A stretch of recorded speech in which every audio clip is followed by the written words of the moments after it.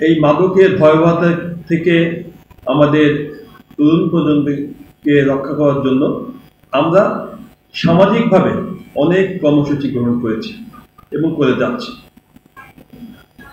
বিভিন্নভাবে প্রশাসনের সহায়তা নিচ্ছি। আমাদের সমাজের সকল স্তরে যারা অবস্থান করে তাদের সহায়তা চাচ্ছি যে আমাদের তরুণ প্রজন্মকে বাঁচাতে হবে। সুন্দরভাবে শক্তিশালী একটি তরুণ সমাজ আমাদের করতে হবে। মেধাভিত্তিক এবং শক্তিশালী তরুণ সমাজই পারে আগামী দিনের নতুন বাংলাদেশ তৈরি করতে। সেই কারণে আমরা প্রথমেই মাদককে আমরা সমাজ থেকে নির্মূল করতে চাই।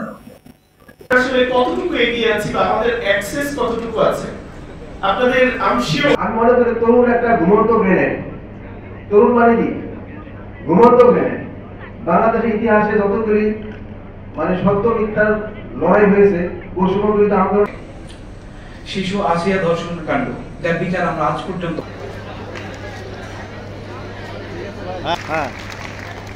ঠিক আছে।